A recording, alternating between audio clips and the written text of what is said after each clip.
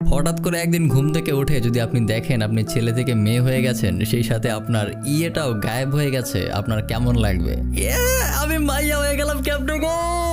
যাই হোক, বলেন আলহামদুলিল্লাহ আপনার সাথে এমনটা হয় নাই। তবে বংয়ের সাথে ঠিক এমনটাই হয়েছিল। বং পেশায় একজন বাবুর্চি, তবে যেন তেন বাবুর্চি না। বং কাজ করে প্রধানমন্ত্রীর বাড়িতে, সেখানে সে সকল বাবুর্চিদের প্রধান। একদিন সন্ধ্যার সময় তার কাছে খবর আসে যে আজকে রাতেই চীনের প্রধানমন্ত্রী এখানে আসবে, তাই অতিথি আপ্যায়নের জন্য তাকে অবশ্যই ভালো কিছু রান্না করতে হবে। আর চীনের প্রধানমন্ত্রী মাছের কাঁটা একদমই পছন্দ করে না, তাই মাছের আইটেমে যেন কোনোভাবেই কোনো কাঁটা না থাকে। বংয়ের কাছে এটা কোনো ব্যাপারই না, সে বছরের পর বছর ধরে এখানে বাবুর্চিগিরি করে আসতেছে। সে সাথে সাথে তার কাজে লেগে পড়ে। রাতের বেলা যথারীতি চাইনিজ প্রধানমন্ত্রী আসে এবং টাইম মতো খাবার খেতেও বসে, কিন্তু দুর্ভাগ্যবশত প্রথম মাছটা মুখে দিতেই কাঁটার চেয়েও আরো 100 গুণ ভয়ঙ্কর ডাইরেক্ট মাছের লোহার বড়শি তার মুখে আটকে যায়। এটা শুনে তো বংয়ের অবস্থা খারাপ। তারে মাছের কাঁটা পর্যন্ত পরিষ্কার করতে বলা হয়েছিল, আর সেখানে কিনা লোহার বড়শি। সব গার্ডরা মিলে বংরে খুঁজতে শুরু করে। এর মধ্যে দুজন পুলিশ অফিসার খুঁজতে খুঁজতে তার বাসা পর্যন্ত পৌঁছায় যায়। বং বুঝতে পারে যে আজকে তার কপালে শনি আছে,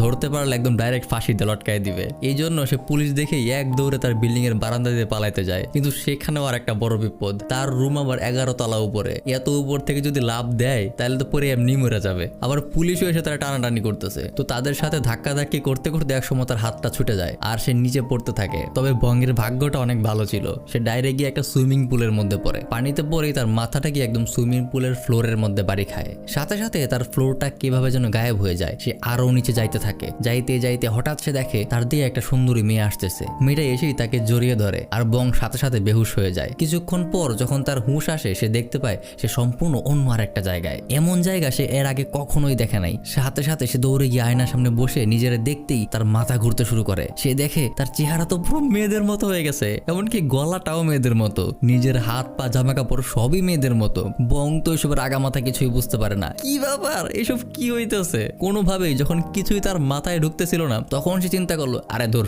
এসব স্বপ্ন হবে আর কি। সত্যি সত্যি কি আর ছেলে থেকে মেয়ে হয়ে যায় নাকি? এটা কি সম্ভব? এরকম ভাবতে ভাবতেই সে আস্তে আস্তে রুম থেকে বের হয় যে বাইরে কি আছে দেখার জন্য। বের হয়েই সে দেখে তার সামনে কয়েকশো দাসী মাথা নত করে বসে আছে আর চিল্লায় বলতেছে, রাজকুমারীর জয় হোক।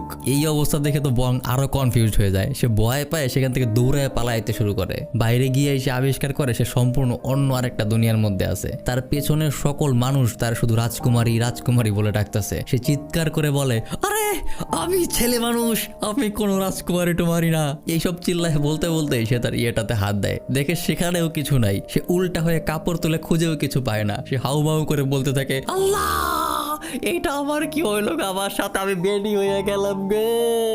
সে মনে করে তার আশেপাশের মানুষেরাই তাকে ধরে অ্যাডভান্স কোন অপারেশন করায় দিয়ে তার ছেলে থেকে মেয়ে বানায় ফেলছে। সে চিৎকার করে বলতে থাকে, তোরা আমার সাথে কি করছিস?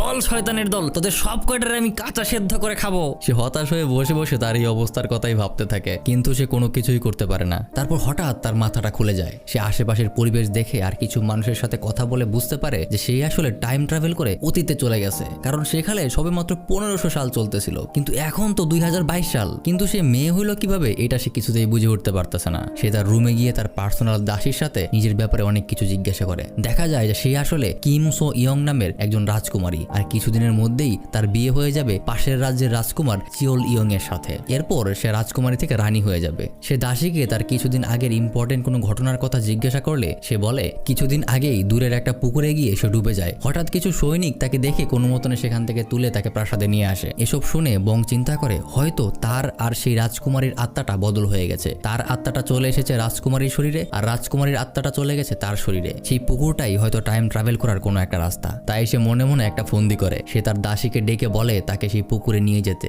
রাজকুমারীর হুকুম তো মানতেই হবে, তাই সব দাসীরা মিলে তাকে পুকুরের কাছে নিয়ে যায়। পুকুরের কাছাকাছি যেতেই রাজকুমারী তাদেরকে ফেলে পুকুরের দিকে দৌড় শুরু করে। তার প্ল্যান ছিল এক দৌড়ে গিয়ে পুকুরে আগের বারের মতোই ঝাঁপ মারবে, আর পুকুরে ডুবে গিয়ে সে আবার টাইম ট্রাভেল করে নিজের টাইমে ফিরে আসবে। কিন্তু তার প্ল্যান পুরোটাই ভেস্তে যায়। সে লাফ দেওয়ার পরে দেখে পুকুরে আর কোনো পানি নেই। সে উষ্টাকে গিয়ে কাঁধার মধ্যে পড়ে। এটা দেখে সে সম্পূর্ণ হতাশ হয়ে যায়। এই পুকুরে যদি পানি না থাকে তাহলে সে কিভাবে নিজের টাইমে ফেরত যাবে? যাই হোক না কেন, এটা তার মাথার মধ্যে খুব ভালোভাবেই ঢুকে গিয়েছিল যে তার একমাত্র সমস্যার সমাধান হলো পানি। এরপর থেকে সে কি করে, যেখানেই পানি দেখতে পায় সেখানেই ডুবে যাওয়ার প্ল্যান করে। এমনকি ছোট ছোট ঘর মোছার পানির বালতিতেও সে ডুব মারার ট্রাই করে। মানে পানি দেখলেই হয়েছে ডুব মারাই লাগবে। কিন্তু কিন্তু এতে তার লাভের লাভ কিছুই হয় না, যেই লাউ সেই কদু। কিছুদিন পরেই তার বিয়ের দিন চলে আসে। কোনোভাবেই ব্যাপারটা মেনে নিতে পারতেছে না, সে নিজে একটা ছেলে হয়ে কিভাবে আর একটা ছেলে তারা বিয়ে করতেছে। কি ডিসগাস্টিং একটা ব্যাপার স্যাপার। সে তো আর গে না, যাই হোক কিছু করারও নাই, সে চাইলেও কোনোভাবেই বাসা থেকে পালাতে পারবে না, কারণ সে রাজকুমারী, সে থাকে টাইট সিকিউরিটির মধ্যে। যাই হোক কোনোভাবেই যেন তেন করে বিয়েটা হয়ে যায়। এখন বিয়ে তো হইলো, বাসর রাত চলে আসছে। এখন একটা ছেলে আয়সা যদি তার বাসর রাত করে, মানে একটা চিন্তা করে তার পেটের মধ্যে গুড়গুড় করতে শুরু করে, মানে এটা কোনো কথা? তাই সে একটা বুদ্ধি করে। আচ্ছা, মাঝখানে আপনাদের একটি গুরুত্বপূর্ণ তথ্য দিয়ে নিই। আপনি কি জানেন এখন ঘরে বসেই দেশের যে কোনো প্রান্ত থেকে খুব সহজেই ঔষধ সহ যাবতীয় হেলথ কেয়ার প্রোডাক্ট অর্ডার করতে পারবেন আরোগ্য অ্যাপে? আরোগ্য একটি হেলথ কেয়ার প্ল্যাটফর্ম যেখানে প্রতিটি ওষুধের বিস্তারিত বিবরণ, জেনেরিক অনুযায়ী বিকল্প কোম্পানির ওষুধের বিবরণ ও দাম সম্বলিত সঠিক তথ্য জানতে পারবেন। এছাড়াও প্রতিটি অর্ডারের সাথেই থাকছে আকর্ষণীয় ডিসকাউন্ট, ক্যাশব্যাক এবং ফ্রি হোম ডেলিভারি সারা দেশ জুড়ে। আর আমরা তো জানি মাঝে মাঝে কিছু মেডিসিন অনেকগুলো ফার্মেসিতে খুঁজে পাওয়া যায় না, সেক্ষেত্রে অনেক ভোগান্তিরও শিকার হতে হয়। এই সমস্যাটির সমাধান আরোগ্য অ্যাপেই পেয়ে যাবেন, কারণ যাবতীয় সকল ওষুধ রয়েছে আরোগ্যতে। অ্যাপটি ইনস্টলের সাথে সাথে 40 টাকা বোনাস পেতে চাইলে ডিসক্রিপশন বক্সের লিঙ্ক থেকে অ্যাপটি ইনস্টল করুন, অথবা প্লে স্টোরে গিয়ে সার্চ করুন আরোগ্য লিখে। সেই ক্ষেত্রে বোনাস পেতে চাইলে CMON কোডটি ব্যবহার করুন অ্যাপের রেফার বক্সে। এবার চলুন আবার গল্পে ফিরে যাই। মানে এটা কোনো কথা? তাই সে একটা বুদ্ধি করে। রাজকুমার সে এত মদ খাওয়ায় সে মদ খেয়ে বেহুশ হয়ে সেখানেই ঘুমায় পড়ে। রাজকুমার ঘুমায় পড়ার কারণে সে একটু হাঁফ ছেড়ে বাঁচে। যাক ভাই, অন্তত এই ধরনের কোনো এক্সপিরিয়েন্সের মধ্যে দিয়ে যাইতে হয় নাই। পরদিন সকালবেলা তার দাসীরা তার জন্য খাবার নিয়ে আসে, কিন্তু কোনো খাবারই তার কাছে টেস্টি লাগে না। তাই সে প্রাসাদের শাহী বাবরচিকে অর্ডার করে রামান বানায় দিতে। এখন বাবরচি তো 1500 সালের, সে তো জীবনে ওই রামানের নামই শুনে নাই, কিন্তু রানীর হুকুম তো অমান্য করা যায় না। তাই সে যেন তেন করে কোনো কিছু একটা বানায় ফেলে, কিন্তু বং সেটা ফেরত পাঠিয়ে বলে কিছুই হয়নি, এটাতে কোনো টেস্ট নেই। বাবরচি আবার কিছু একটা বানায়, বং আবার ফেরত পাঠায়। এইভাবে অনেকবার বাবরচির খাবার ফেরত পাঠানোর পরে বাবরচি একসময় বিরক্ত হয়ে যায়। সে বলে রানীর যখন কিছুই পছন্দ হয় না, তাহলে সে নিজে এসে বানায় নিলেই তো পারে। এখন বং নিজেও একটা বাবরচি, সারা জীবন তো সে বাবরচিকিরি করেই কাটাইছে। টাইম ট্রাভেল করুক, মেয়ে হয়ে যাক, যাই হোক না কেন, খাবার দাবার বানানোর বিদ্যা তো আর সে ভুলে যায় নাই। সে বাবরচির এই কথা শুনে প্রাসাদের কিচেনে যায় আর চাকু নিজের হাতে নিয়ে কাজ শুরু করে দেয়। সব বাবরচিরা তো এটা দেখে বিশ্বাসই করতে পারে না। তাদের সামনে রানী এত সুন্দর করে সকল সবজি কাটতেছে, এতটা ভালো করে তারাও কাটতে পারে না। সবকিছু সুন্দর করে নিখুঁতভাবে কেটে তার বলা সেই রামান আইটেমটা সে কিছুক্ষণের মধ্যেই তৈরি করে ফেলে। তারপর নিজের রান্না করা খাবার নিজের রুমে নিয়ে পেট ভরে খায়। এদিকে সেই শাহী বাবরচি কিছুতেই ব্যাপারটা মেনে নিতে পারতেছে না। ব্যাপারটা তার কাছে অপমানজনক মনে হইতেছে। তার রান্না বান্নার স্কিল দেখে সে মনে মনে রানীকে হিংসা করতে শুরু করে। সে হিংসায় জ্বলে গিয়ে বাকি বাবরচিদেরকে বলে, আরে এই খাবার শুধু দেখতেই ভালো, টেস্টের তো একটা ব্যাপার আছে নাকি, খেয়ে দেখ, নিশ্চয়ই গুয়ের মতো হবে। নিজের এই কথাটাকে প্রমাণ করার জন্য সে পাতিল নিচে থেকে যাওয়া কিছু অংশ থেকে 1 চামচ মুখে দিতেই সে অবাক হয়ে যায়। খাবারটা এতটাই টেস্টি ছিল যে তার হাত থেকে চামচটাই নিচে পড়ে যায়। এদিকে এর মাঝে বংয়ের মাথায় একটা আইডিয়া আসে। সে ভাবে যেহেতু সে খুব ভালো রান্না করতে পারে, তাই তার এই স্কিল দিয়ে সে প্রাসাদের সবার মন জয় করতে পারে। যদি সে একবার খাবার দিয়ে মহারানীর মন জয় করতে পারে, তাহলে সে তার কাছ থেকে পুকুরটা আবার পানি দিয়ে ভরার জন্য আবদার করতে পারবে। আর একবার পানিতে ভরে গেলেই সে এক দৌড়ে আবার পানিতে ডুব দিয়ে তার নিজের টাইমে ফেরত চলে যাবে। তার আর উষ্টাকে কাদার মধ্যে পড়তে হবে না।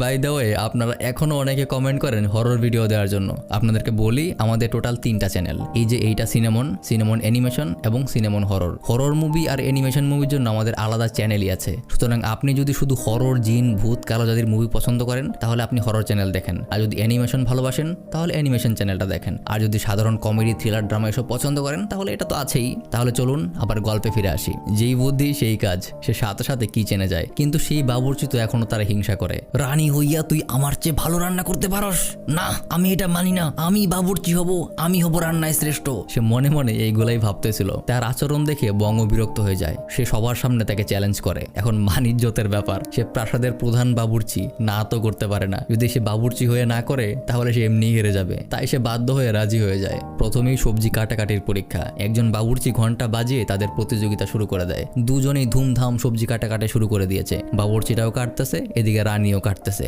বাবুর্চি খেয়াল করে রানীর 2 হাত একদম রোবটের মতো স্পিডে কাটাকাটি করতেছে। কয়েক মিনিটের মধ্যেই সবকিছু একদম কেটে কুটে সে একদম পরিবেশন করে ফেলেছে। আর এদিকে বাবুর্চির কাটাই শেষ হয় নাই। এখন বাবুর্চির তো অপমান। সে বলে, খালি কাটলেই হইব, আর আসল জিনিস তো টেস্ট। খাইতে কেমন সেটাই ইম্পর্টেন্ট। মানুষ তো স্পিড খাবে না, মানুষ খাবে টেস্ট। এইটা শুনে বং আরেকজনকে ডেকে পাঠায়। সে তাকে কোনটা কার না বলে তাকে খেতে দেয়। সেই লোকটা রানীর হাতের রান্নাটা এত বেশি পছন্দ করে, কি আর বলবো। এইটা দেখে বাবুর্চিটা ভেউ ভেউ করে কান্না শুরু করে দেয়। এখন কিচেনের সব কন্ট্রোল বংয়ের কাছে চলে এসেছে, কারণ তার চেয়ে ভালো এখন আর কেউ রান্না করে না। প্রাসাদের প্রধান বাবুর্চিও তার কাছে হেরে গেছে। তারপর সে তার আসল উদ্দেশ্য মহারানীর খাবারের দিকে নজর দেয়। সে দেখে মহারানী খুব বাছাই করে খুব নরম নরম খাবার খাওয়া শুরু করেছে, কারণ কিছুদিন ধরেই তার দাঁতে ব্যথা। আমারও খুব দাঁতে ব্যথা, ক্যাভিটিস হয়ে গেছে রে ভাই, আগামীকাল ডাক্তারের কাছে যাওয়া লাগবে আমার। যাই হোক, বংয়ের কথা বলি। সে ঠিক করে এবার মহারানীর জন্য আলাদা করে খাবার রান্না করবে।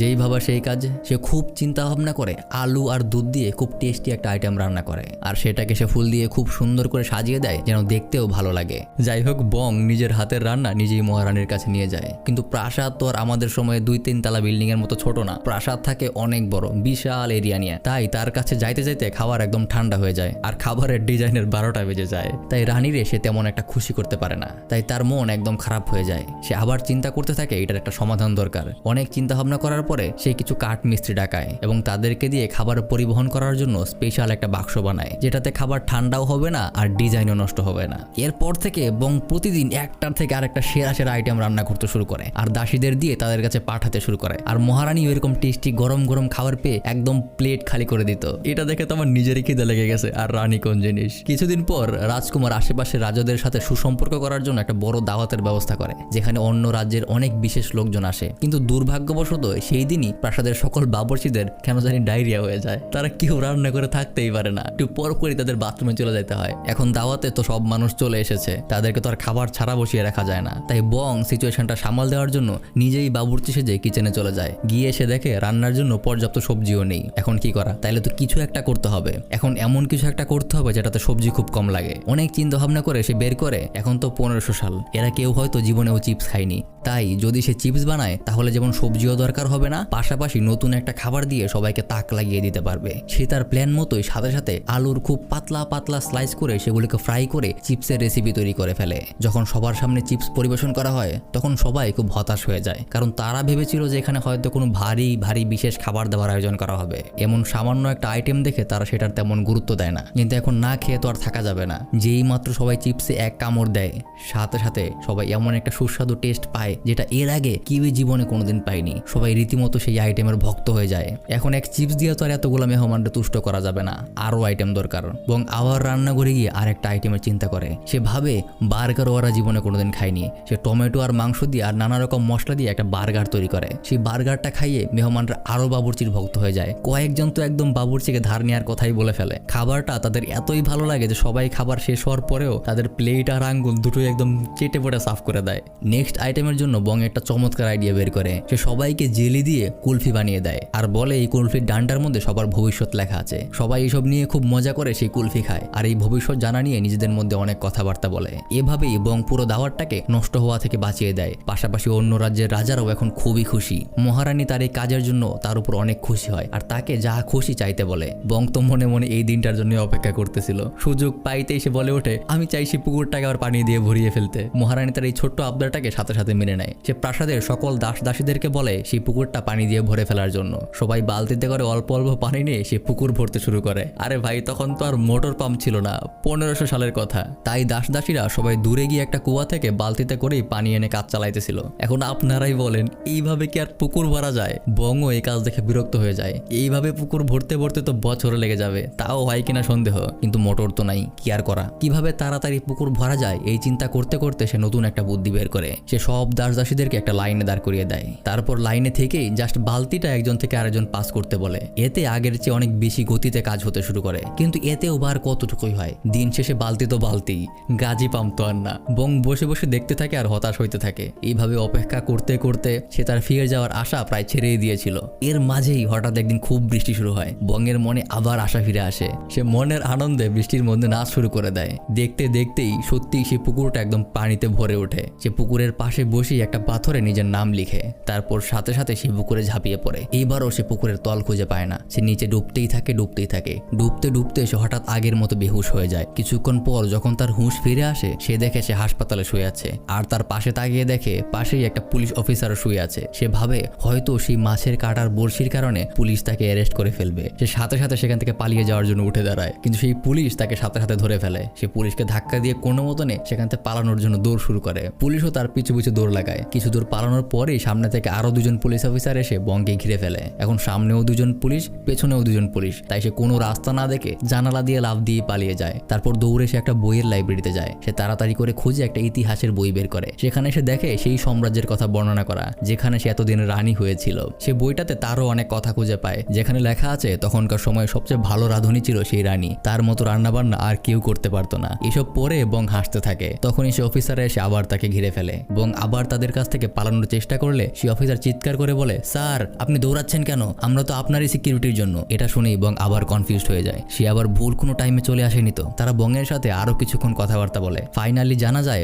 বংয়ের এই অতীতের টাইম ট্রাভেলের কারণে তার বর্তমানটাও বদলে গিয়েছে। এখন আর সে কোনো বাবুর্চি না, সে এখানে একজন গোয়েন্দা অফিসার। সে সাথে সাথে তার কম্পিউটার নিয়ে সার্চ করে দেখে যে আসলে তার সত্যি কথাই বলছে। কিছুদিন আগেই বং একটা দুর্নীতিবাজ নেতাকে ধরেছে আর নিউজে বারবার তাকেই দেখাচ্ছে। সে রাস্তায় দাঁড়িয়ে দাঁড়িয়ে ভাবতে থাকে যে অতীতের খুব ছোট্ট একটা পরিবর্তন ভবিষ্যতের জীবনে কত বড় একটা বদল করে দেয়। সে বাবুর্চি থেকে একদম গোয়েন্দা হয়ে গিয়েছে, কিন্তু সে জানেও না। এমনই একটা টাইম ট্রাভেলের খুব মজার গল্প দেখার জন্য ডান পাশের ভিডিওটিতে ক্লিক করুন, যেখানে খুব সুন্দরী একটা রোবট তার মালিককে বাঁচানোর জন্য টাইম ট্রাভেল করে অতীতে চলে যায়।